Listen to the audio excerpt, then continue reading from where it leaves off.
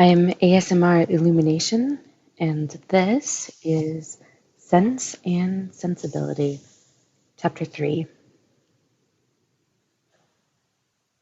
Mrs. Dashwood remained at Norland several months, not from any disinclination to move, when the sight of every well-known spot ceased to raise the violent emotion which it produced for a while, for when her spirits began to revive, and her mind became capable of some other exertion than that of heightening its affliction by melancholy remembrances, she was impatient to be gone, and indefatigable in her inquiries for a suitable dwelling in the neighbourhood of Norland, for to remove far from that beloved spot was impossible.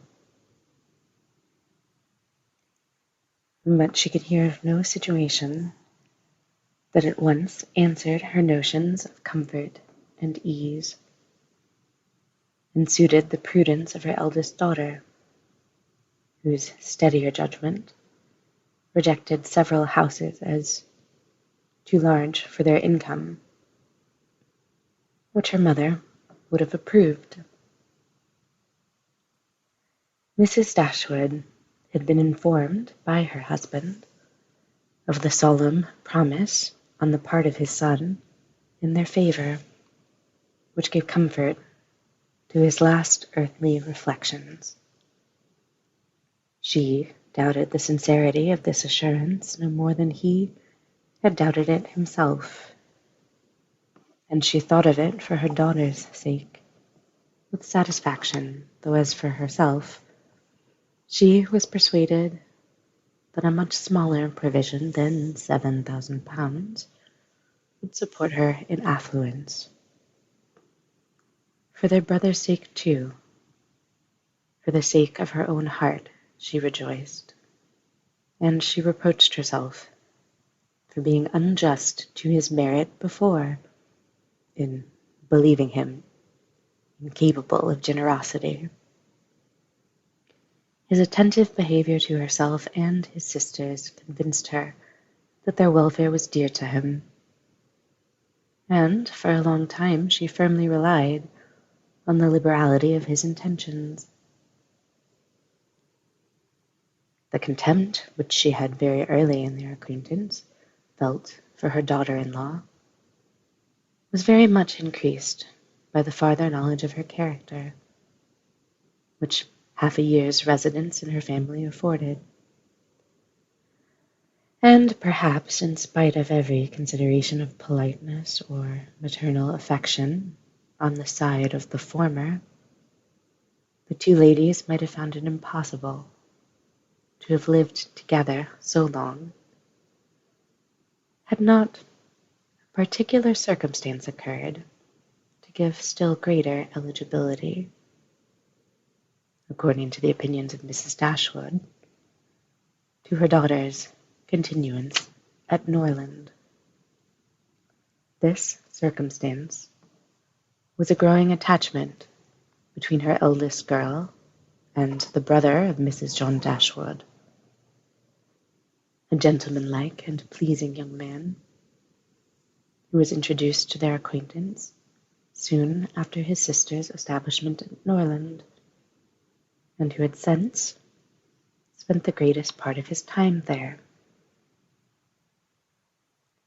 Some mothers might have encouraged the intimacy from motives of interest, for Edward Ferrars was the eldest son of a man who had died very rich, and some might have repressed it from motives of prudence, for, except a trifling sum, the whole of his fortune depended on the will of his mother. But Mrs. Dashwood was alike uninfluenced by either consideration. It was enough for her that he appeared to be amiable, that he loved her daughter, and that Elinor returned the partiality. It was contrary to every doctrine of hers that difference of fortune should keep any couple asunder who were attracted by resemblance of disposition, and that Elinor's merit should not be acknowledged by everyone who knew her, was to her comprehension impossible. Edward Ferrars was not recommended to their good opinion by any peculiar graces of person or address. He was not handsome, and his manners required intimacy to make them pleasing. He was too diffident to do justice to himself. But when his natural shyness was overcome, his behavior gave every indication of an open, affectionate heart.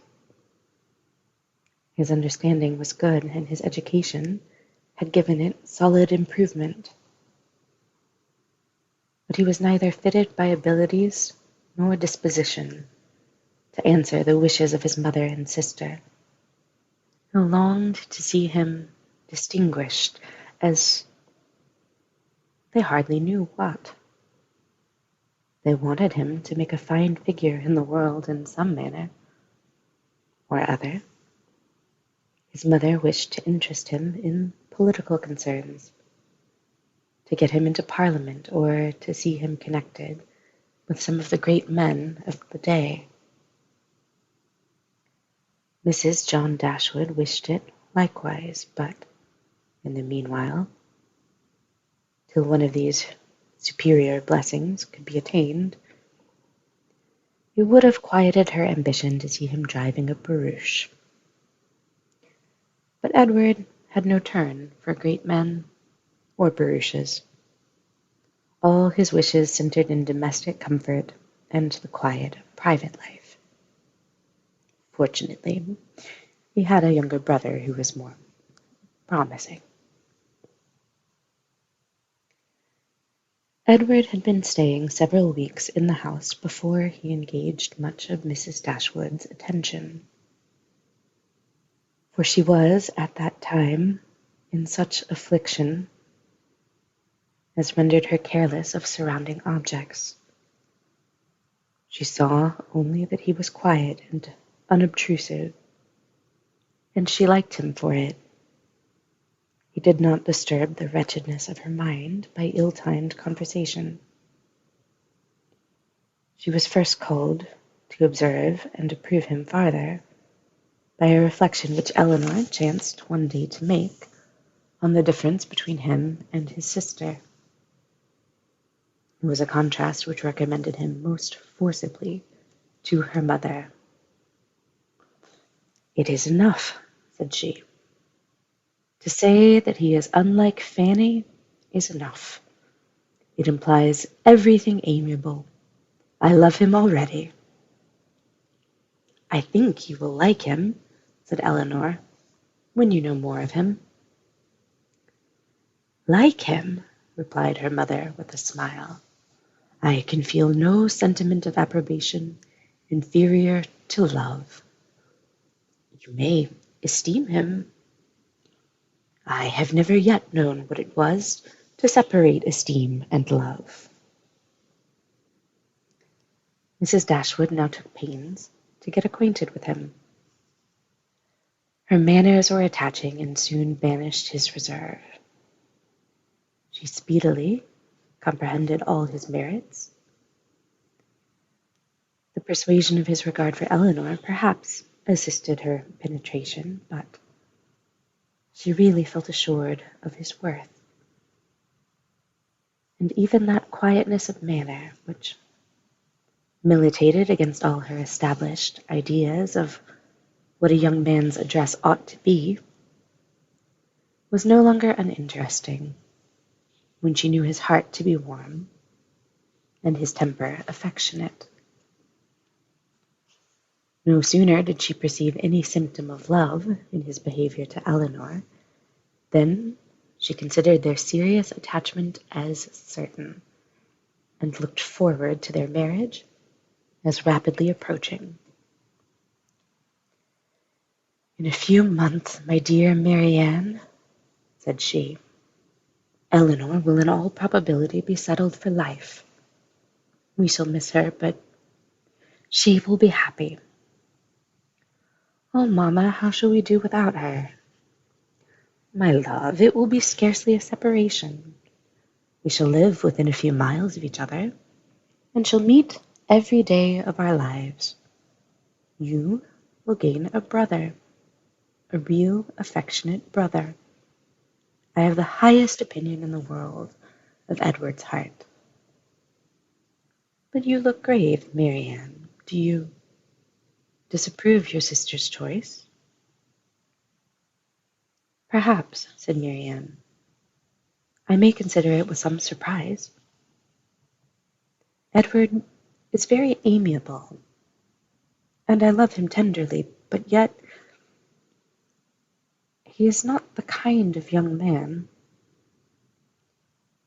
There is something wanting. His figure is not striking. It has none of that grace which I should expect in the man who could seriously attach my sister. His eyes want all that spirit, that fire, which at once announce virtue and intelligence. And besides all this, I'm afraid, mamma, he has no real taste. Music seems scarcely to attract him. And even though he admires Elinor's drawings very much, it is not the admiration of a person who can understand their worth. It is evident, in spite of his frequent attention to her while she draws, that in fact he knows nothing of the matter. He admires as a lover, not as a connoisseur. To satisfy me, those characters must be united. I could not be happy with a man whose taste did not in every point coincide with my own. He must enter into all feelings. The same books, the same music must charm us both. Oh, mamma, how spiritless, how tame was Edward's manner in reading to us last night. I felt for my sister most severely. Yet she bore it with so much composure she seemed scarcely to notice. I could hardly keep my seat to hear those beautiful lines, which have frequently almost driven me wild, pronounced with such impenetrable calmness, such dreadful indifference. You would certainly have done more justice to simple and elegant prose.